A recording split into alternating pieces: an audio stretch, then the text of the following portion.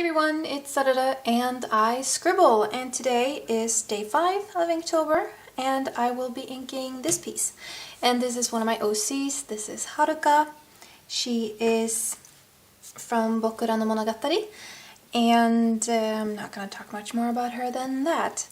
Today I'm going to brave myself into using the Inkwash in this sketchbook, even though I said on day 2, I think, that it wouldn't work, because I did a swatch test here at the back and it has actually flattened out really nicely, which is why I'm going to try and do some Inkwash. And I'm going to do Inkwash because Haruka is a wolf, so she has gray fur, so I thought that would be appropriate. Other inking tools I will be using, you've seen them before. It's a Unipin 0.1 and an Artline 0.05. I've really fallen in love with this one. I like it a lot. And because Haruka's eyes are green, I will also be using this Posca Marker to get that color in. Yeah, I'm gonna get right into it. Day 5, here we go.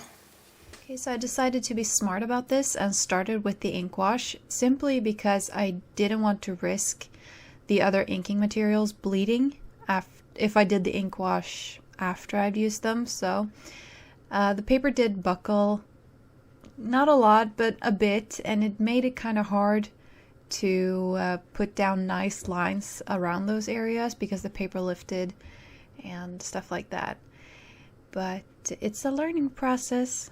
I tried to be a bit more loose this time. Yesterday's ink was very precise and the lines didn't vary much, but for this one I went more loose, so I tried to lift the pen off the paper and sort of control the thickness of the line. I'm trying out cross-hatching or hatching again for this drawing, using the basket weave on the shirt, and then I'm not sure what the other type is called, but it gives this very knitted effect. You'll see what I mean once we get there. I was trying to be more mindful this time as well.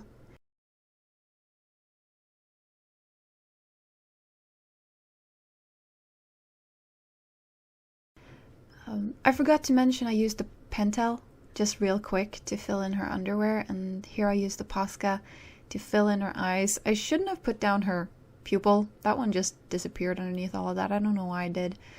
And this Posca marker is like perfect for Haruka's eyes because she has these really bright teal green eyes, and when that Posca marker dries, it is absolutely beautiful.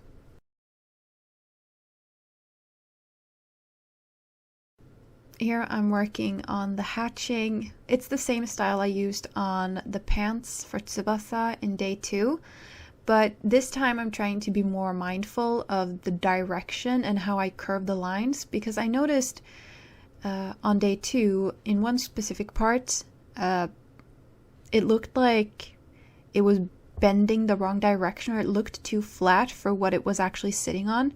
So I really tried to think about how I was going to shape the fabric to make it look more three-dimensional.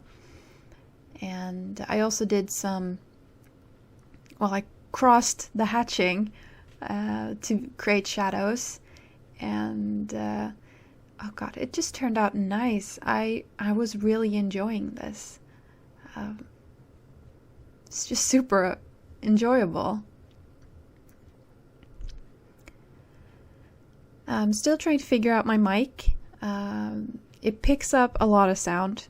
Like I have my arms on the table right now and I'm terrified that it's going to pick up sounds I make with my fingers. And I realized yesterday I was sitting too close because the mic I had before was like a real talking at an event mic. I had a mixer and everything for it, which made it very bulky and just in the way. This one is much easier to handle, and I don't have to sit so close because the other one I had to stick my nose in it basically for you guys to be able to hear me. I had to have a pop filter and stuff like that, but for this one I think I'm okay without the pop filter. We'll see what happens. I might install one anyway, but yeah, we'll see. Here is the hatching on the socks. It's sort of like, I don't know, I want to call it fishtail, you know, like a fishtail braid, but I'm sure it has a real name. I just Googled hatching styles or something of sorts to find different styles to use, and I really like this one for the socks because they look ribbed. Oh, and I used the basket hatching on the toes and heels just to create some difference in texture.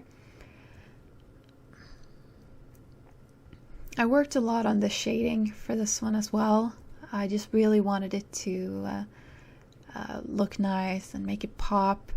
I didn't put too much shading in the Inkwash, but it was sort of splotchy on its own, so I think that just made it nicer looking, added to the effect and all that.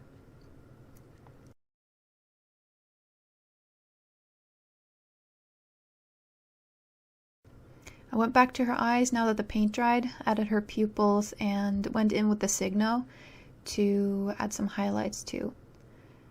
And then I went to her hair because I realized I felt finished at the time, but when I looked at the hair looked very flat. It sort of melted into the background, and I was considering a lot of stuff like inking it with one of the brown liners and stuff like that, but in the end I decided to do this type of shading, and I know what I was going for, but I didn't dare go quite all out because I was afraid I was going to overdo it and make it look weird and not very nice.